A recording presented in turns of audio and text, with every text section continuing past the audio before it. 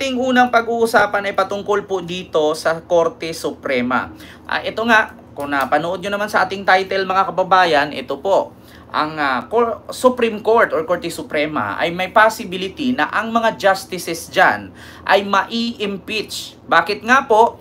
According po kay dating senador at ngayon congresswoman ng ML Party List, Leila de Lima, may possibility po at nag-warning po sila na ma-impeach po itong mga justices. Correct me if I'm wrong, ang justices yata sa Supreme Court is 14, 13. Correct me if I'm wrong ha?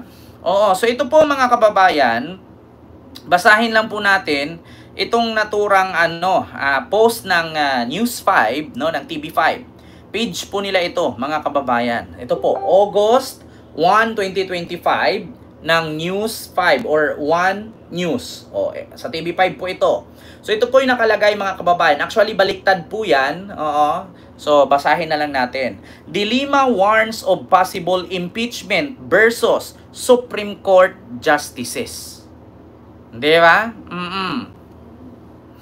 Mahilig ka pala sa kulay itim na damit. Yes po, marami po ako puro itim. Ang kadalasan pong damit na ginagamit ko, black and white lang po. Kung minsan makakita kayo ng blue, pula, green, mga jersey po yan. Black and white lang po ang damit na gusto kong kulay. Wala na pong iba. Minsan, dark blue, navy blue, ganyan.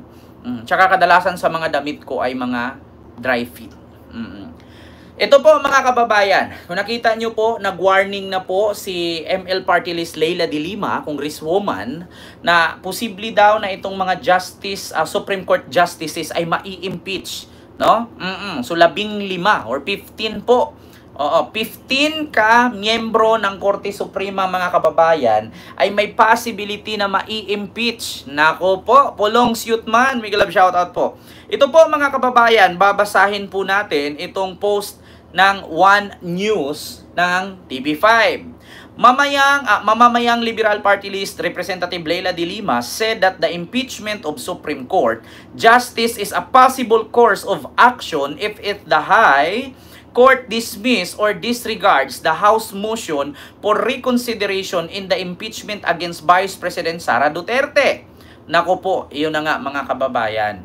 Kapag hindi daw pakinggan ng Supreme Court or Korte Suprema at hindi nila pansinin o rin babaliwalain lang nila itong motion for reconsideration ng House of Representative or Kamara, may possibility daw na mai-impeach itong mga miyembro ng Korte Suprema. Correct me if I'm wrong, 15 sila, di ba?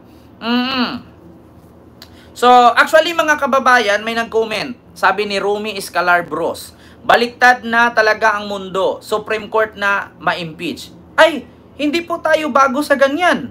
Bakit? Kung naalala nyo po, si Corona, kung naalala nyo po, si Maria Lourdes Sereno, nai-impeach po sila.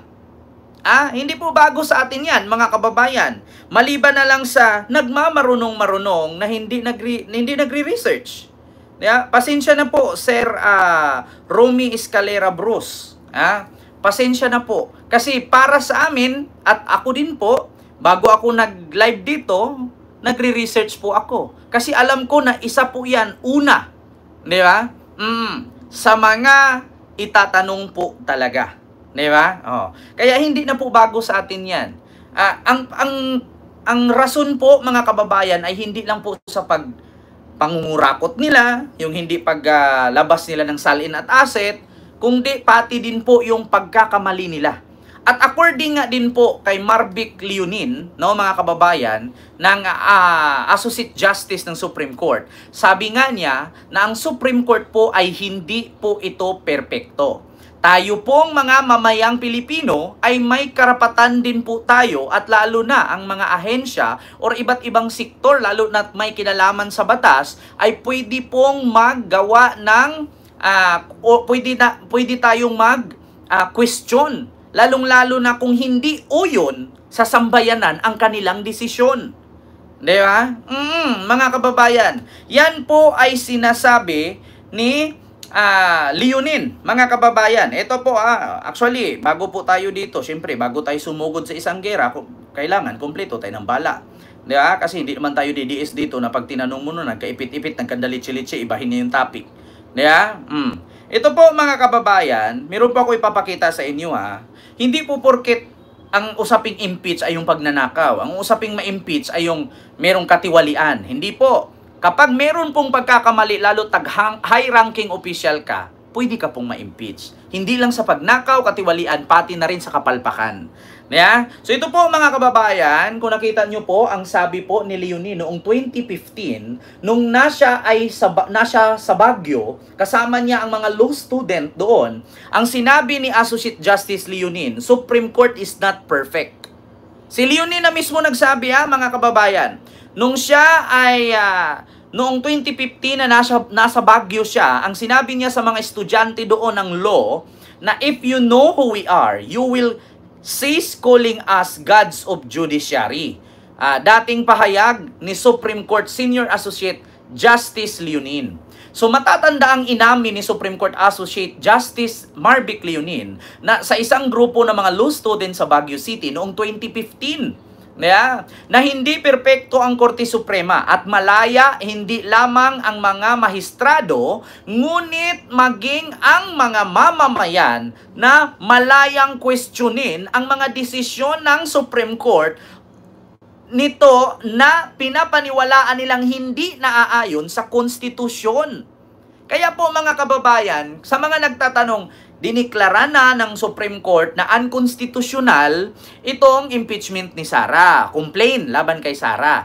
Pero, ayon nga kay Leonie, kung ang mga mamamayang Pilipino ay hindi nagustuhan at hindi uyon sa kanila yung desisyon ng Supreme Court, may karapatan ang taong bayan na questionin at maghain ng motion for reconsideration or motion for whatsoever. Di ba? Si Leonie na mismo nagsabi noong 2015 nung nasa Baguio siya. Ang sabi niya dito, hindi perpekto ang Korte Suprema at malaya hindi lamang ang mga mahistrado ngunit maging ang mga mamamayan na questionin ang desisyon nitong pinapaniwalaan nilang hindi naaayon sa konstitusyon. Di ba? Kaya mga kababayan, ito po ang sabi ni Laila de Lima.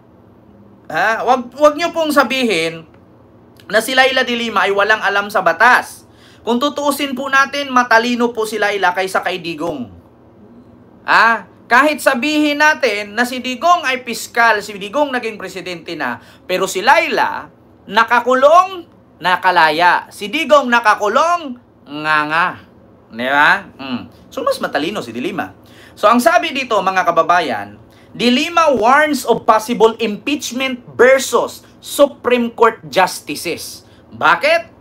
Mamamayang Liberal Representative Laila de Lima said in the impeachment complaint of Supreme Court Justice as a possible course of action if the High Court dismiss or disregards the House motion for reconsideration in the impeachments against Vice President Sara Duterte. Di ba? May posibilidad or possibility daw na itong mga justices dito sa Supreme Court ay mai-impeach po sila or matatanggal sa posisyon at mapapalitan, malamang hindi naman po pwedeng bakante yan. Mapapalitan sila kapag i-dismiss daw nila or i-disregards itong motion for reconsideration na ipinasa or ihinain ng korte ng Kamara ngayon sa Korte Suprema laban sa impeachment complaint kay Sara. So ibig sabihin mga kababayan, kung sakali na may mangyari dito sa 15 Supreme Court justices na impeach or natanggal, napapahamak po sila dahil kay Sara. Di ba? Napasubo na sila. Kaya nga kabuplak Diba? Napapasubo po sila. Diba? Sabi ko nga sa inyo mga kababayan, kayong mga putang inang DDS, magsaksakan kayo ngayon, hindi kayo tutulungan ni Sara. Mark my word. Tignan nyo, yung pulis. Ayaw sumunod kasi ayaw niya, kasi mali daw ang utos ng Pangulo na arestuhin si Digong. Natanggal siya. Nawalan ng posisyon, nawalan ng trabaho. Tinulungan ba ni Sara? Nga. Yung mga nagrally sa Qatar ng mga OFW yung DDS, na-deport, nakulong, tinulungan ba ni Sara? Hindi rin. Sabi ko nga sa inyo mga DDS, kahit magpapatayan kayo dyan walang sarang dadating sa inyo. Kahit magsisigaw-sigaw kayo, do, ne.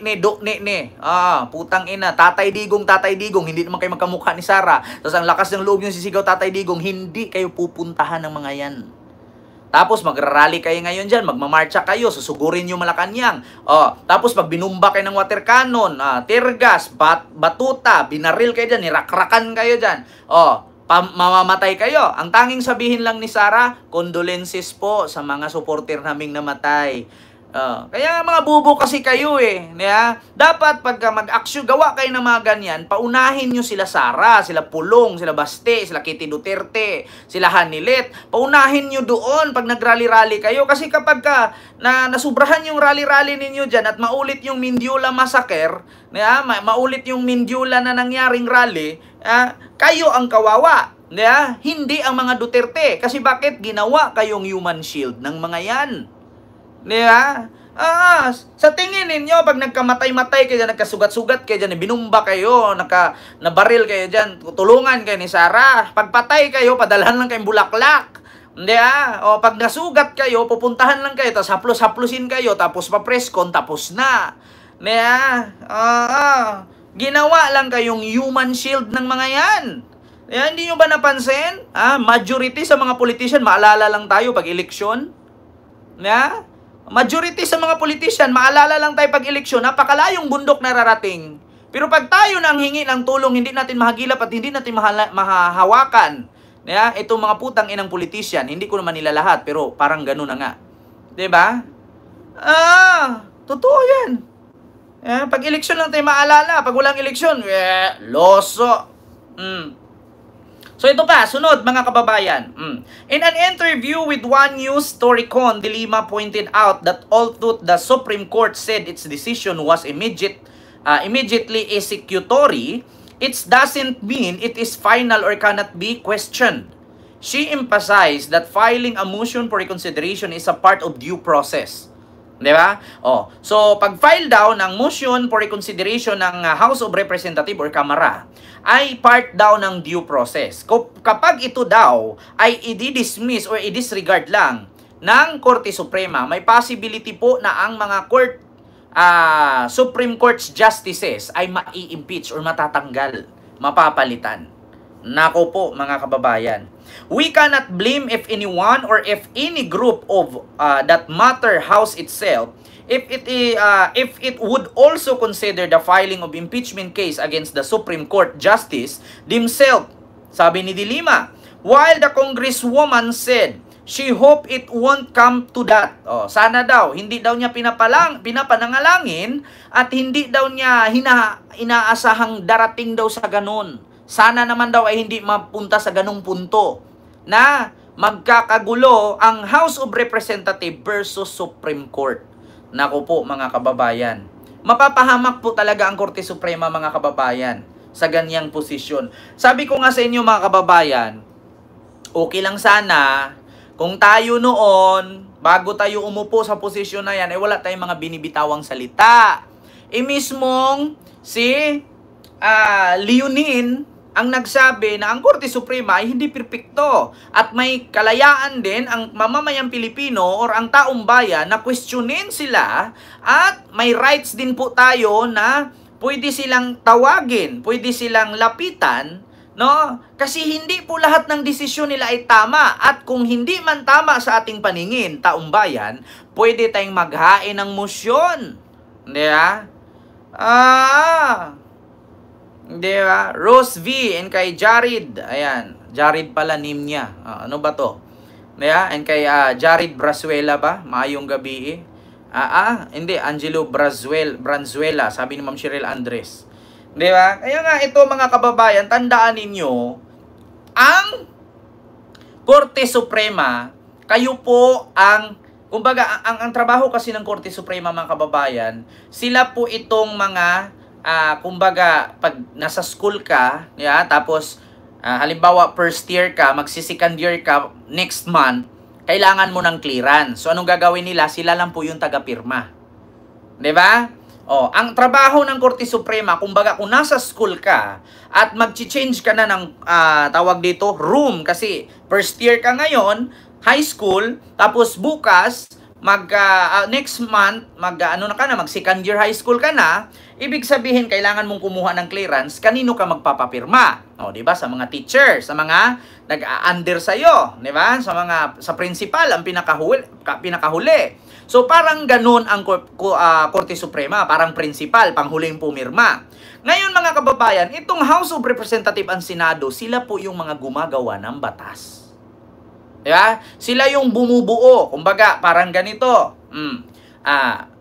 Ang House of Representatives at ang Senado, para silang trabahante sa isang factory. Ngayon, itong Senado, tagagawa ng lata, itong Kongreso tagagawa ng lata, tapos itong Senado ang tagalagay ng isda sa lata. Pagdating sa Supreme Court, sila na yung tagasara at tagalagay sa karton. Yeah? Ganun po yun, mga kababayan. Ngayon, kung ang tagagawa ng lata at tagalagay ng isda sa lata ay hindi tinulungan ni Supreme Court, pwedeng magwelga itong dalawa at si Supreme Court tanggalin na lang. Wala naman palang kwenta si Supreme Court, palitan lang natin ng machine. Hindi na tao ang gagawa, machine na. O at least, hindi na tayo masyadong malaking gastos, nakakatipid. Diba? Ang tawag po dyan, impeach. Diba, mga kababayan? Do you understand what I'm talking and what I'm saying? Yeah? Am I right? Diba? Para silang nasa factory. Malaking factory yan. Itong House of Representatives, ang tagahimay-himay ng isda, tagaluto ng isda, ang Senado naman ang tagagawa ng lata at ilagay ng House of Representatives dun sa lata, and then yung sa Senado, ito namang Senado, ihatid niya doon sa Supreme Court para takpan ng Supreme Court, ilagay sa karton, ibenta. Ngayon, kung hindi magkasundo yung tatlo na yan, tanggalin ng Supreme Court, machine na lang, robot na lang. Di ba? Robot na lang ang gamit para lesahod, nakakatipid.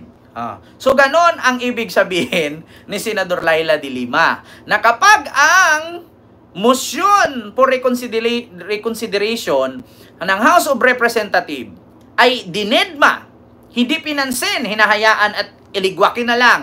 Okay na yun, ganun na yan. Pwedeng mag-file ngayon ang House of Representatives ng impeachment complaint laban sa mga Chief Justices or Supreme Court's Justices. Di ba?